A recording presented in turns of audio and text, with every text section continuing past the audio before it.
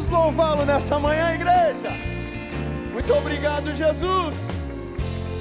Oh, aleluia, Senhor.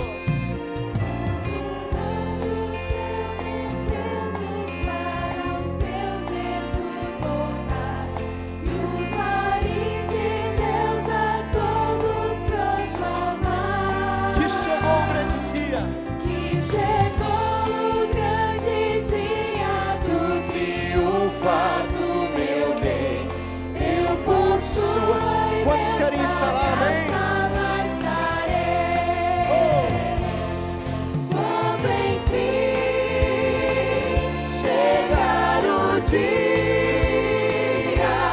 do triunfar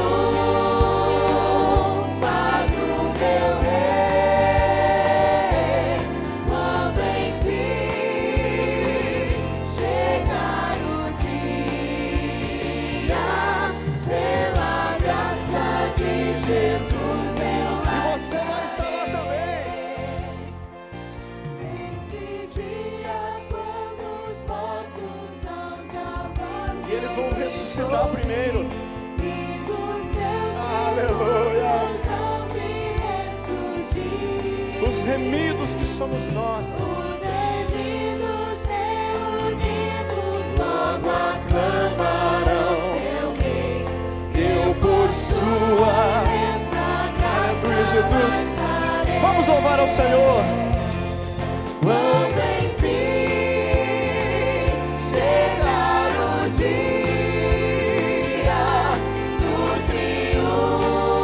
triunfar do meu rei, quando enfim chegar o dia, pela graça de Jesus eu lá estarei. Escute. Pelo mundo rejeitado foi Jesus meu Salvador. Desprezaram, insultaram meu Senhor. Mas Ele vive, igreja. Mas faustoso veio o dia do triunfar do meu rei. Eu por sua Nós estaremos lá em nome de Jesus. Oh! Quando enfim chegar o dia do triunfar do meu rei, quando enfim chegar o dia, pela graça de Jesus eu lá estarei. Em mim mesmo nada tenho em que possa confiar. Mas o que aconteceu? Jesus morreu na Muito obrigado, cruz Jesus. para me salvar. Tão somente. Nele espero, sim, sempre esperarei. Pois por sua. Oh, aleluia! Quando enfim chegar do triunfar do meu rei, quando enfim chegar o dia, pela graça de Jesus eu lá estarei. Quantos querem estar lá no céu? Pode dizer amém. Oh! Aplauda ao Senhor Jesus. Diga muito obrigado, Senhor. Muito obrigado, Jesus. Muito obrigado, Jesus. E esse dia, igreja, está chegando. E o Senhor tem um chamado para você nessa noite, nessa manhã. Prepara-te. Alegra o teu coração, porque esse dia é chegado. Esse dia está próximo. Lá não haverá dores, lá não haverá sofrimento, lá não haverá tristeza, lá não haverá nada. Somente vamos adorá-lo na beleza da sua santidade. Oh, glórias a Deus. Eu espero ansioso por esse dia. Você também deve esperar. Glórias a Ti, Jesus. Glórias a Ti, Jesus. Muito obrigado, Deus. Declaro o seu amor por Ele nessa manhã. Diga para Ele o quanto você é grato. Aleluia, Jesus.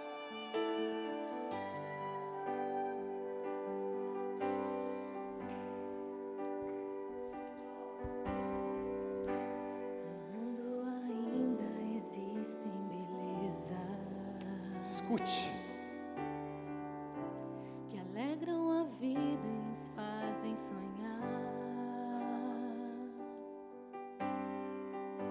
Recantos felizes da natureza, onde qualquer ser humano gostaria de estar.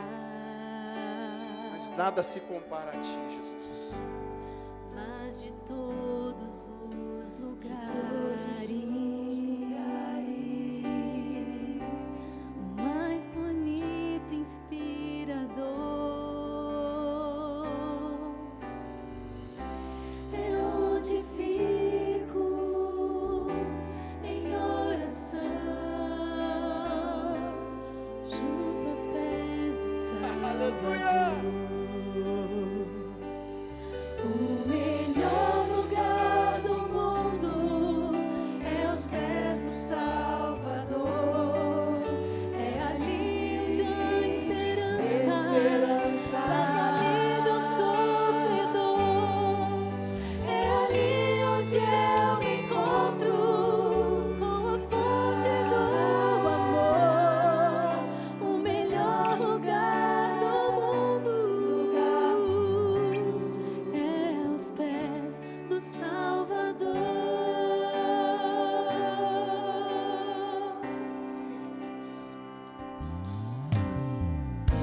Sonhamos com casas que tenham conforto, talvez numa encosta com vista pro mar. Mas as maravilhas não fazem sentido se Cristo não está em primeiro lugar.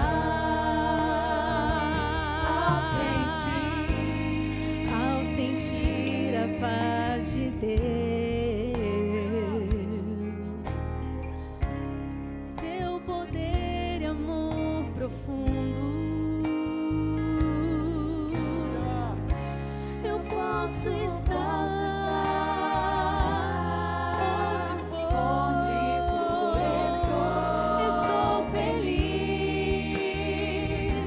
por me encontrar no melhor lugar do mundo. Diga. O melhor lugar do mundo É diante da Tua presença, Senhor. Salvador.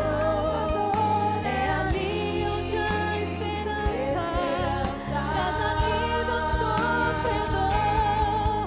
É ali onde eu me encontro com a fonte do amor. O melhor lugar do mundo é aos pés do Salvador. O melhor lugar do mundo é aos pés do Salvador. Oh, Jesus. Levante a sua mão para o céu, igreja. Levante a sua mão para o céu e diga: Senhor, existem muitos lugares bons nesse mundo, mas o melhor é estar diante da Tua presença. O melhor é estar diante de Ti, porque ali eu encontro salvação. Onde eu me encontro Aleluia. com a fonte do amor. O melhor lugar do mundo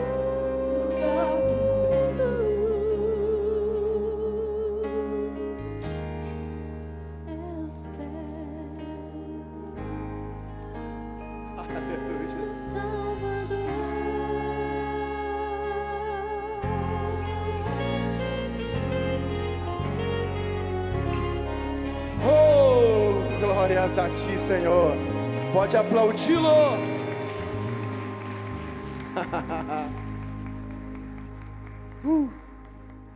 E vamos ficar de pé só mais uma vez em referência à palavra de Deus. Amém? E levante a sua Bíblia bem alta e vamos dizer assim: esta é a minha Bíblia. Eu sou o que ela diz que eu sou. Eu tenho o que ela diz que eu tenho. E eu posso o que ela diz que eu posso. No nome de Jesus. Amém. Pai, essa é a tua palavra. Fala conosco por meio da tua palavra. Senhor, ministra o nosso coração.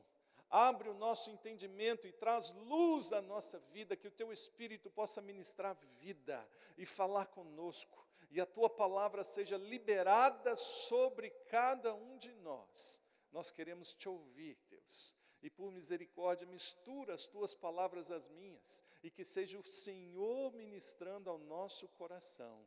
Em nome de Jesus oramos. Amém. Eu quero compartilhar com vocês hoje um pouco sobre generosidade.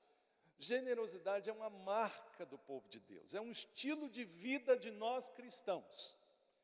Nós aprendemos a ser generosos com Deus, e vamos ver isso um pouco aqui. Deus nos ensina a generosidade. E por que isso ficou forte no meu coração? Porque esse final de semana nós fomos até a Lagoinha Navegantes, uma igreja batista da Lagoinha que nasceu aqui na cidade de Navegantes. E o pastor Delmar é um jovem de 25 anos, casado há menos de um ano. E nós fomos até lá, numa ação missionária da Igreja Batista da Lagoinha. E nós podemos dizer que foi um irmãos à obra. Nós reformamos, dentro das nossas possibilidades, a Igreja Navegante. Então foi algo tão maravilhoso. Foi algo assim que nos surpreendeu. Alguns irmãos, o Juliano está ali, ele levou praticamente a marcenaria dele, e a gente nem acreditou, porque ele fez um altar em um dia. E foi algo maravilhoso, nós experimentamos algo tão bonito. E nós recebemos doações de tinta, recebemos outro tipo de doação, e nós também doamos, nós fomos de maneira voluntária, e passamos um dia ali, eu dormi lá para acabar no outro dia. O eletricista que nós levamos, que é o Lorival, ele ficou lá até ontem. E nós deixamos aquele lugar bonito. E é tão bonito isso, né? Isso é missões. Nós fizemos missões como igreja em uma cidade. E nós saímos dali com um lugar bonito. E o pastor Del falou assim: agora eu tenho até mais prazer, parece, em vir para a igreja. Falei, mas você é o pastor, como é que explica isso, né? Falei, não, porque a igreja é outra, está maravilhosa. A gente entra aqui, está tudo bonito. Sou apaixonado com a minha igreja. E eu falei, então nós vamos fazer em cada uma das 40 lagoinhas do sul do Brasil, se Deus assim deixar, né? Mas generosidade. Nós não fomos com nenhuma intenção a não ser de doar, de dar a nossa vida e o nosso tempo para um povo que às vezes a gente nem vai conhecer, mas nós sabemos que Deus pode agir ali por meio de uma atitude que nós fizemos e aquela cidade experimentar tanto da presença de Deus. Então, quando a gente fala sobre generosidade, Provérbios, capítulo 11,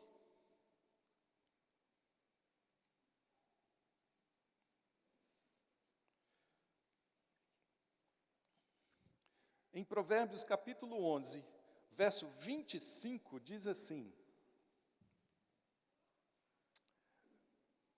o generoso prosperará, quem dá alívio aos outros, alívio receberá. Vamos dizer juntos? O generoso prosperará, quem dá alívio aos outros, alívio receberá. O generoso prosperará. Generosidade precisa ser uma marca na nossa vida. Precisa ser uma expressão de gratidão que nós mesmos, como cristãos, podemos testemunhar e realizar diariamente. E o que a Bíblia nos ensina sobre isso? Qual o fundamento da generosidade? Onde começa isso e como nós compreendemos? Até num dia de ceia, o que Deus fala sobre isso? Então vamos abrir lá em Êxodo, capítulo 13, e esse é um texto que eu gostaria de compartilhar com vocês.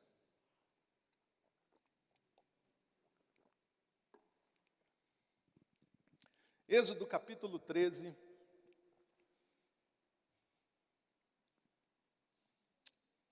O versículo 2, depois nós vamos ler o versículo 12 e 13. O versículo 2 do capítulo de Êxodo diz assim: consagre a mim todos os primogênitos. O primeiro filho israelita me pertence, não somente entre os homens, mas também entre os animais. Versículo 12. Separem para o Senhor o primeiro nascido de todo o ventre. Todos os primeiros machos dos seus rebanhos pertencem ao Senhor. Resgatem com um cordeiro toda a primeira cria dos jumentos, mas se não quiserem resgatá-la, quebrem-lhe o pescoço. Resgatem todo o primeiro primogênito entre os seus filhos. Verso 14 diz: no futuro, quando os seus filhos perguntarem, o que significa isso? Digam-lhes, com mão poderosa, o Senhor nos tirou do Egito, da terra da escravidão. O que antecede o capítulo 13, logicamente é o 12, mas o contexto de o que acontece no capítulo 12 de Êxodo, é que o povo estava vivendo o último momento antes do faraó liberar o povo de Deus do Egito. Então era um povo de Deus, misturado na terra do Egito com um povo que não servia a Deus. Então, quando Moisés escreve isso, ou quando Deus traz essa direção ao povo de Deus, ele está falando com o povo dele, o povo que ele tinha escolhido para ele, como nós hoje, nós somos o povo de Deus, amém? Nós somos o povo que ele escolheu primeiro, mas nós, em contrapartida, o escolhemos também como nosso Deus e nosso Senhor.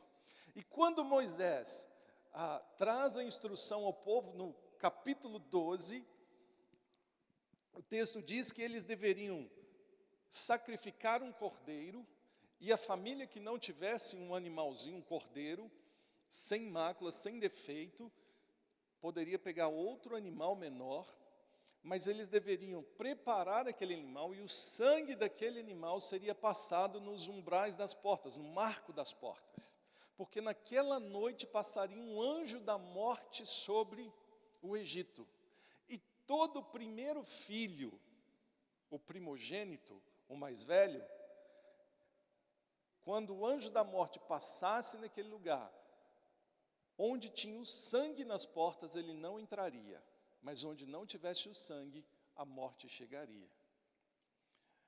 E o filho do próprio faraó morre. Então aqui, não é que, por que todos não viveram? Nós estamos lendo a nossa história como povo de Deus. O povo estava sendo escravo no Egito, e era promessa de Deus que aquele povo teria uma terra. Deus havia prometido isso a eles. E haviam tido 9 pragas no Egito. E o coração de Faraó estava duro e não deixava o povo ir. Porque Deus não trabalha com fuga ou com rebeldia. Para Deus era importante, por meio de Moisés, que o faraó autorizasse o povo ir. Eles poderiam ter fugido, mas Deus disse, não, Faraó vai autorizar para que vocês não saiam e vivam sobre rebeldia. E então, quando acontece a 10ª praga, que era a morte dos primogênitos, Faraó fala, deixa o povo ir, vai embora. E eles vão. E nesse capítulo, Moisés começa a instruir ao povo sobre como eles deveriam viver. E é muito interessante que Deus estabelece um princípio. E ele diz, vocês todos os dias da minha vida, que serão o meu povo, vão aprender a ser generosos para comigo. Vocês vão tirar da primeira cria de vocês e vão entregar a mim. Como era entregue isso? Com o sacrifício. Eles sacrificavam aquele animal a Deus. E Deus recebia aquele sacrifício de maneira generosa do seu povo, expressando gratidão por ele. E aqui no texto diz que o jumento não poderia ser, outro teria que ser redimido no lugar do jumento. Por quê? Porque era um contexto de Israel que aquele animal também servia para outras coisas, e não vamos entrar muito no mérito disso. Mas Deus estabelece que o seu povo deveria ser generoso, tirando da sua cria e ofertando a ele, entregando a ele a sua primícia. E é muito interessante que no texto Deus fala até dos filhos, porque diz o texto assim, olha, no verso 12 de Êxodo 13: separem para o Senhor o primogênito nascido de todo o ventre, todo primeiro macho dos seus rebanhos pertence ao Senhor. Resgatem com um cordeiro toda a primeira cria dos jumentos, mas se não quiserem resgatá-los, quebrem-lhe o pescoço. Resgatem também todo primogênito entre os seus filhos. Por que o Senhor estabelece isso? Porque não havia espaço para sacrifício humano. Não há nada, nenhuma margem na Bíblia para isso. Então diz, quando o seu filho nascer, o primogênito, você vai entregar a Deus uma oferta, e no lugar dessa oferta, ao invés de você entregar o seu filho como sacrifício, matando uma pessoa, você vai entregar um cordeiro sem defeito e sem mácula. Era o princípio que Deus estabeleceu, e de tempos em tempos, de geração em geração, todos os anos, o povo de Deus, os hebreus, os judeus, entregavam ao Senhor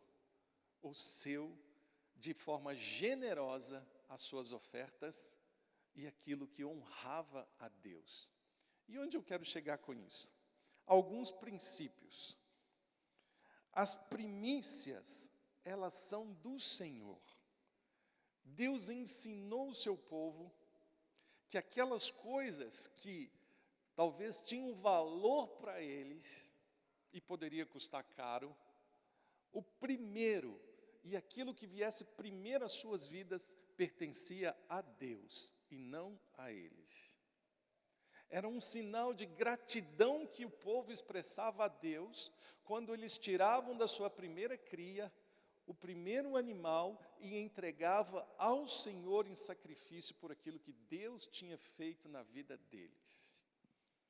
Como eles viviam diariamente? Eles sabiam, quando um filho nascesse, e aquele era o primeiro filho, eles separavam um cordeiro e ofereciam em sacrifício a Deus.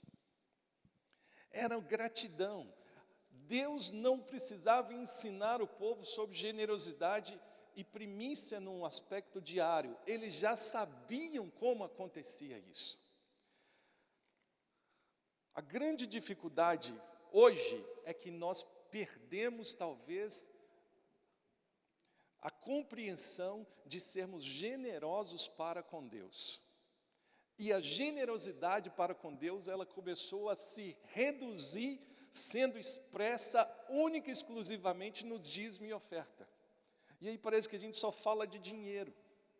Mas o princípio que Deus está estabelecendo para nós como povo dele, é que do melhor da nossa vida, do primeiro na nossa vida, nós devemos expressar gratidão a ele.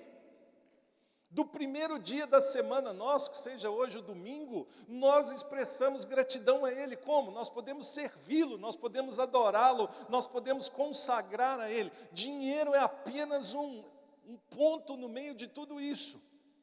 Hoje nós não tem como você trazer aqui, e nós vamos até entender por que não precisa. Mas há poucos dias eu ganhei uma dúzia de ovos.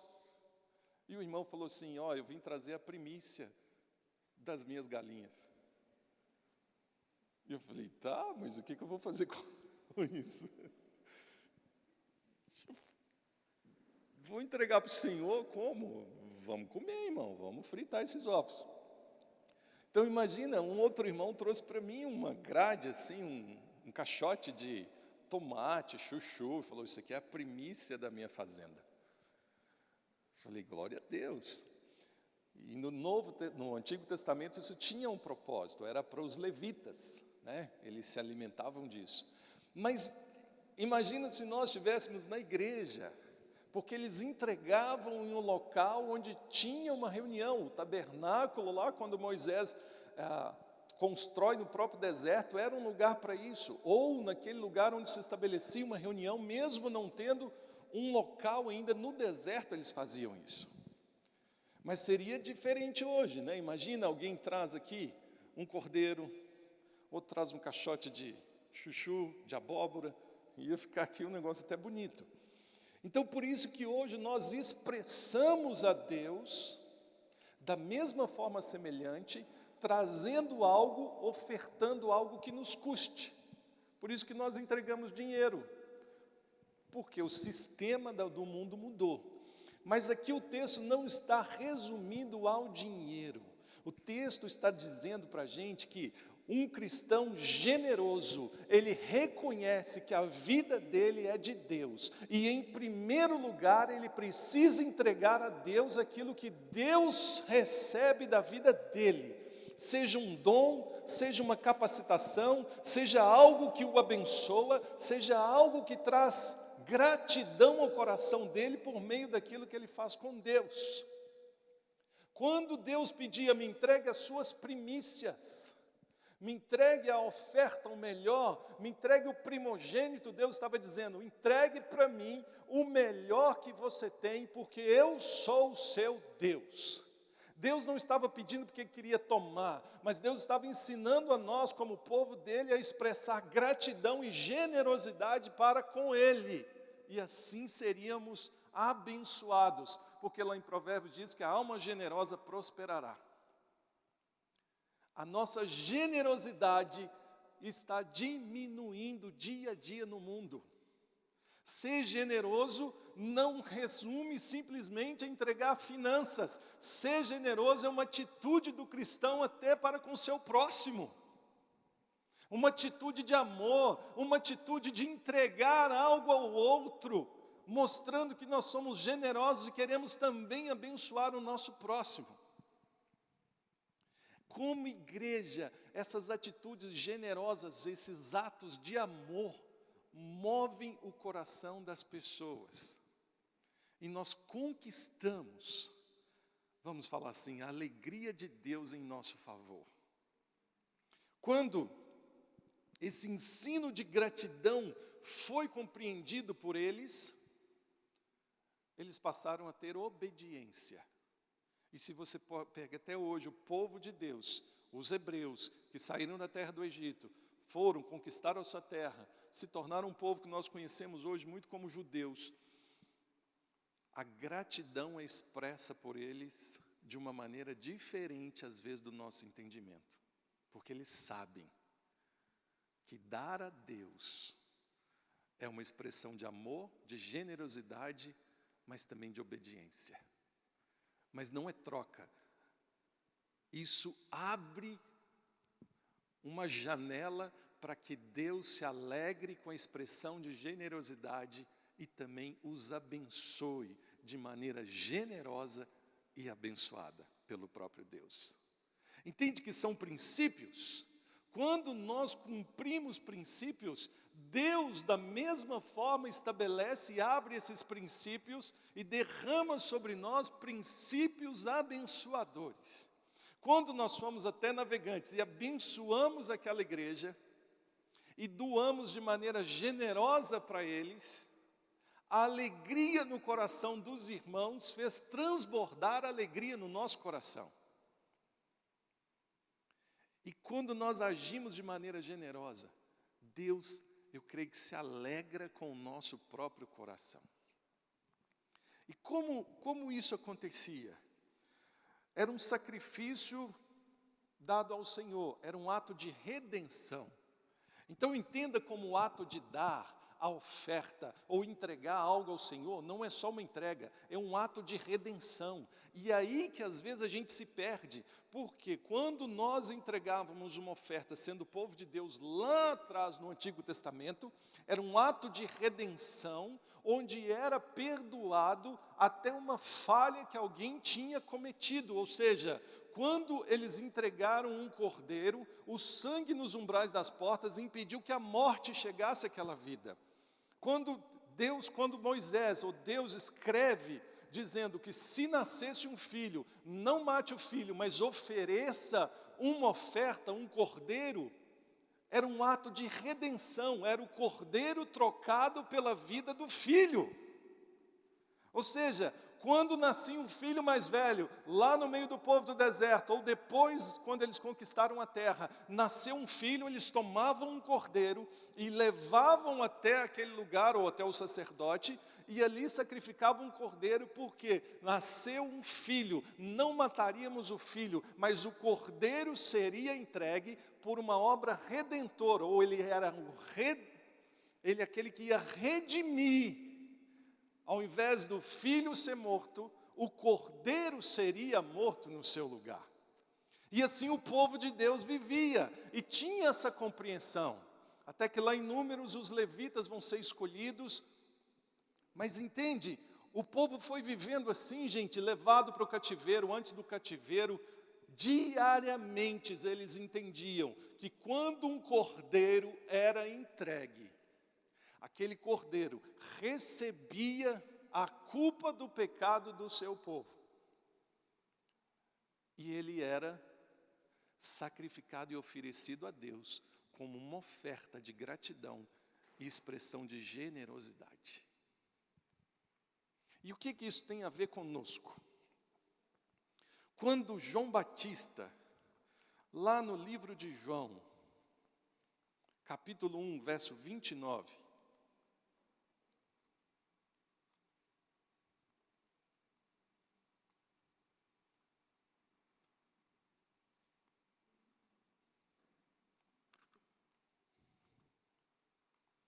João capítulo 1, verso 29.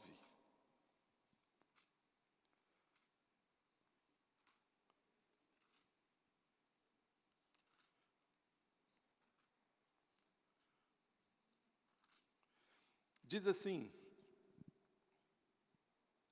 no dia seguinte, João viu Jesus se aproximando e disse: vejam, é o Cordeiro de Deus que tira o pecado do mundo. Todo o povo que ouviu isso naquela época, ouviu com ouvidos diferentes do que nós ouvimos hoje. Quando o povo ouviu aquilo, eles tinham na memória dele que todo ano, ou quando nascia um filho primogênito, ou posteriormente depois, quando era um pedido de perdão uma vez ao ano pelo pecado do povo, cada família levava um cordeiro, matava aquele cordeiro, passava o sangue nos umbrais das portas, como era lá atrás. Depois não se fazia mais isso, mas entregavam e o sangue era derramado daquele cordeiro e o pecado do povo era perdoado. Era assim que o povo vivia, nessa atitude de generosidade. Mas quando João Batista diz assim: lá vem o Cordeiro de Deus, aquele que tira o pecado do mundo. Não era um animal, era um homem. Era Jesus, o Filho de Deus. E quando as pessoas escutam isso ao redor, eu creio que elas compreenderam assim: como pode ser ele um cordeiro sendo um homem? Que título é esse? Como pode o homem se tornar o cordeiro? Porque ele era o primogênito de Deus, o Filho de Deus, Jesus Cristo. E que naquele momento, quando João Batista ia batizar Jesus, ele diz: esse que vem agora é o Filho primogênito de Deus, mas ele ao mesmo tempo é o Cordeiro de Deus, que será entregue como um sacrifício, e o seu sangue vai ser derramado para redimir o pecado de todos aqueles que são culpados nessa terra. O que significa? Que aquela prática que era anteriormente, constantemente praticada, vamos dizer assim, agora ela seria selada de uma vez por todas. E qual o princípio da generosidade que Deus está nos ensinando? Eu não sei como estava o coração do povo, dos hebreus. Talvez estivesse igual muitos de nós hoje, achando que Deus só queria dinheiro do povo e que a igreja só servia para pedir. E Deus diz assim: vocês pensam isso? Pois então eu vou mostrar para vocês como se manifesta a generosidade. Eu vou doar o meu próprio filho como cordeiro do mundo, meu cordeiro, para tirar o pecado do mundo. Se vocês acham caro, ou vocês reclamam de entregar um cordeiro uma vez ao ano, eu entrego o meu filho como o meu cordeiro para tirar o pecado de toda a raça humana. Deus havia dito lá em Êxodo que não haveria sacrifício humano dos pais, não precisavam sacrificar os seus filhos, mas um cordeiro seria sacrificado no lugar. E agora Deus estabelece: eu envio o meu filho, mas na figura de um cordeiro, porque a morte dele vai ser suficiente para perdoar o pecado de todos aqueles que estão agora nesse momento, e de todos aqueles que vão nascer até no ano 2020, e aqueles que vão nascer se Jesus não voltar até o ano 3000, o suficiente sacrifício de Jesus, na generosidade de Deus, nos trouxe vida e nos trouxe perdão pelos pecados de tudo que nós pudermos cometer. Se nós voltarmos a Ele em arrependimento e pedir perdão dos nossos pecados, Ele é fiel e justo para perdoar os pecados e purificar de toda injustiça. Não é que tudo que a gente for fazer de pecado já está perdoado. Não estou dizendo isso. Eu estou dizendo que uma vez se nós errarmos ou pecarmos e voltarmos a Deus, Ele é poderoso e tem autoridade para perdoar os nossos pecados e nos livrar de toda culpa e de toda injustiça. E mais do que isso, por essa obra de generosidade de Deus, Ele escolheu: não só vou perdoar os pecados, mas eu vou tornar filho todo aquele que era escravo ou não tinha direito. Aquele que crê que Jesus é o meu cordeiro, é o meu filho que foi dado em resgate da vida dele, e confessar isso diante dos homens, vai ser o meu povo, e eu vou chamar esse povo de meus filhos. Essa é a nossa identidade, essa é a obra de generosidade que nós precisamos compreender. Na generosidade de Deus, na beleza de Deus, em um ato tão grande, Ele deu o seu próprio Filho, Jesus, para que a gente tivesse vida, e essa vida pertencesse a nós. Os nossos pecados são perdoados. Como alguém pode perdoar pecados? Jesus pode perdoar os pecados. E o Cordeiro de Deus, que morreu, que foi morto, o sangue foi derramado, esse sangue nos trouxe vida. E quando nós vamos celebrar a ceia daqui a pouco, o que significa isso? Que essa obra de generosidade, estabelecida por Deus, traz hoje para nós uma aliança inviolável e inquebrável, de maneira que nós podemos ter vida e a vida de Deus em nós. Na nossa casa, quando nós compreendemos e temos uma aliança, e aqueles que são batizados, na igreja, ceiam juntos, celebrando essa aliança, porque é uma confirmação de um pacto que nós fizemos e de uma profissão de fé. O sangue do Cordeiro, a exemplo daquele lá no Antigo Testamento, não está mais no marco das portas, mas ela está presente na nossa vida, na nossa casa. E o mal não entra, porque naquele lugar, Jesus é aquele que reina. Entende? Existe a marca do sangue do Cordeiro na sua vida. Existe a marca do sangue do Cordeiro na nossa história. Nós fizemos isso sem precisar entregar nada. Mas agora nós precisamos aprender a generosidade que Deus ensinou àquele povo. Entregando a Ele aquilo que é mais precioso para nós, a nossa própria vida. E servindo a Ele com alegria. Essa obra de generosidade, esse sangue derramado, ele é poderoso para trazer cura, salvação, libertação, vida, proteção. Ainda que venha a morte, ela não vai entrar, porque o sangue do Cordeiro está na sua casa, na sua vida e na sua família, e nenhum mal entra. Sobre o seu casamento, sobre os seus negócios, sobre aquilo que você faz, há uma marca do sangue do Cordeiro.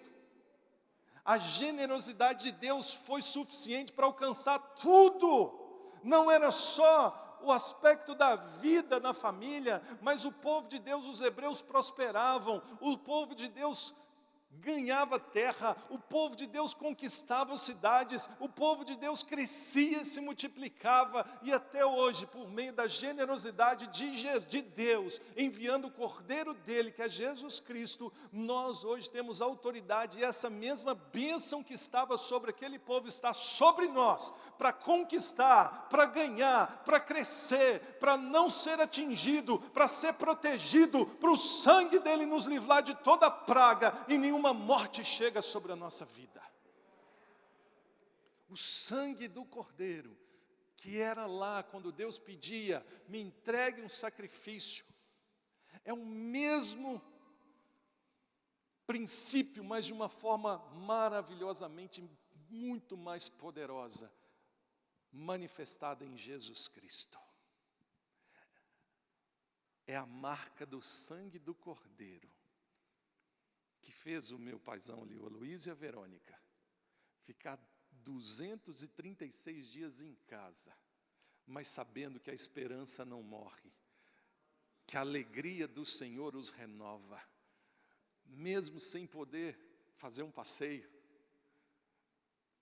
confinado em casa, Jesus era a alegria, porque a marca do Cordeiro estava lá. Quando nós estamos em situação assim, a generosidade de Deus, por meio do sacrifício do Cordeiro, é suficiente para trazer alegria, esperança, para trazer renovo, para trazer uma nova vida, para trazer algo que faz a gente superar os momentos difíceis. Porque se a gente não tivesse com a marca do Cordeiro em nossa vida, a gente ia desfalecer, desanimar, desistir. Mas quando a gente tem a certeza e a convicção de que o Cordeiro que estava lá naquele momento no Calvário, sendo morto, como Jesus, Filho de Deus, e o seu sangue derramado, levou toda a culpa, toda a acusação, toda a dor, tudo aquilo que não era para nós, mas Ele ressuscitou, e junto com a sua ressurreição Ele nos trouxe vida, e nós que confessamos a Ele, entregamos a Ele a nossa vida, temos a vida dEle. Nada, absolutamente nada vai nos parar, porque maior é a vida dEle na nossa vida do que qualquer outra coisa que se levanta contra a nossa história nesse mundo. Ele foi generoso. Deus expressou generosidade, entregando o seu Filho como Cordeiro, para que o mundo fosse salvo, e todo aquele que nele crê, experimente essa vida vitoriosa. Como nós não podemos ser generosos? Houve uma redenção, nós fomos redimidos, nós fomos comprados. Esqueça, tire da sua cabeça que generosidade tem a ver só com dinheiro. É uma pequena expressão onde nós entregamos a Deus. Generosidade é reconhecer que se Deus deu o seu Filho por nós, Eu faço isso diariamente, em dar a minha vida a Ele, naquilo que Ele mesmo quiser. Seja fazendo um bolo para o seu vizinho, seja fazendo uma torta de frango para o seu pastor.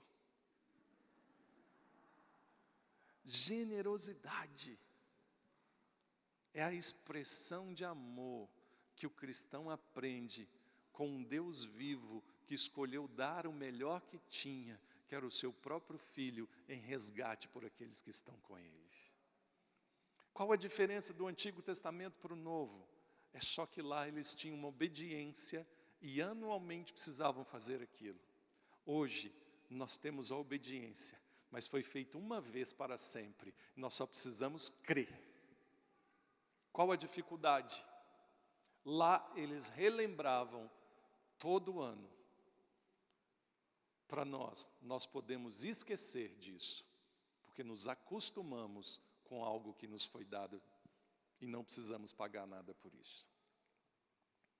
Por isso que a nossa expressão de generosidade deve ser maior do que aquela que foi no Antigo Testamento. Diariamente, você e eu, nós precisamos dar algo a Deus, expressando o nosso coração generoso para com Ele. Como é que eu faço isso, pastor? Você pode dar o seu tempo, 30 minutos da sua vida para Ele, todo dia, 10 minutos, 1 hora. Senhor, eu quero te dar a primícia do meu dia, eu quero te dar o primeiro tempo da minha vida, eu quero dar para o Senhor um tempo de ler a sua palavra, de viver com o Senhor, eu quero ser generoso. Nós que somos casados, você pode expressar generosidade, o marido levar um café da manhã para a esposa. O que você está fazendo? O que aconteceu? Você precisa de alguma coisa? Não, eu quero expressar uma generosidade, porque assim como Deus deu vida por meio de Jesus por mim, ainda que seja um sacrifício para mim, eu escolho te dar um pouco de vida. Entende que às vezes a generosidade pode ser até sacrificial. Dar tempo com os filhos, servir na igreja, fazer algumas coisas que você não fazia, ajudar naquilo que é necessário, servir na orquestra, servir no louvor, servir na cantina, servir na sua igreja, fazer visita aos irmãos, abrir a sua casa para que ela seja anfitriã de um grupo caseiro, de uma célula, fazer alguma coisa onde expresse uma obra generosa, que às vezes vai custar algo a você, mas é a expressão de generosidade para com Deus. Sabe o que o dinheiro se tornou na igreja, muitas vezes? O dinheiro é onde nós expressamos a nossa generosidade por meio dos dízimos e das ofertas.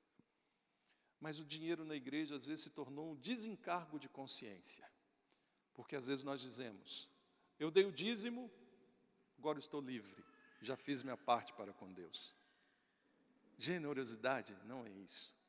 É a gente dar a Deus aquilo que melhor Ele pode receber, aquilo que de melhor a gente pode dar. Sabe o que é você fazer um churrasco na sua casa e falar assim, ô Charles, quer almoçar comigo? É uma obra generosa. Você chamar uma pessoa, tem gente aqui que nunca viu o outro, mesmo com isolamento social, é você dizer assim, ô irmão, Jesus te abençoe, qual o seu nome? Essa semana eu vou ligar e abençoar a sua vida, orar por você. É obra generosa. É ver alguém que veio pela primeira vez e falar assim, ó, conta comigo, eu estou junto com você. É obra generosa. É generosidade, é você reconhecer o outro e falar assim, eu vou abençoar você. O povo de Deus, eles viviam entre eles e eles cresciam entre eles.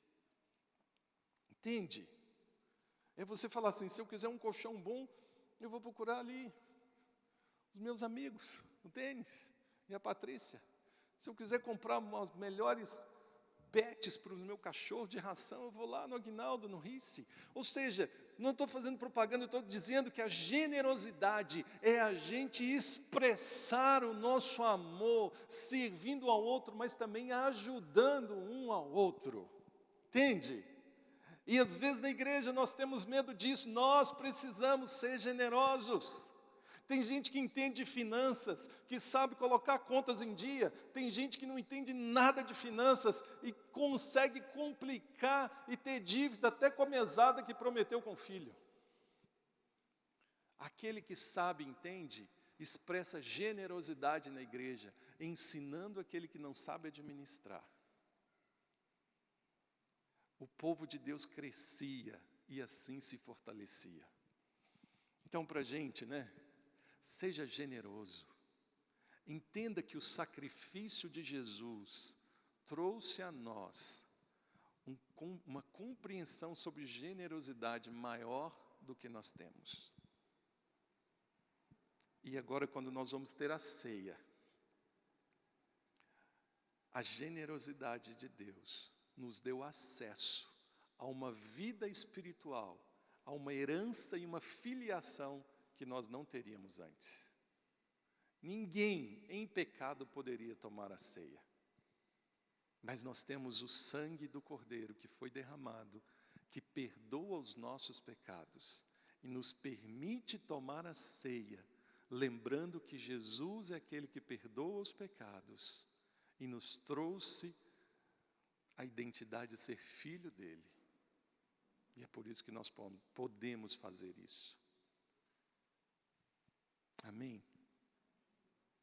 Nós somos filhos de Deus. Eu acho que fale para você mesmo assim: eu sou filho de Deus. Deus é o seu Pai. E Ele não nega nada aquilo que o seu próprio filho peça segundo a vontade dEle.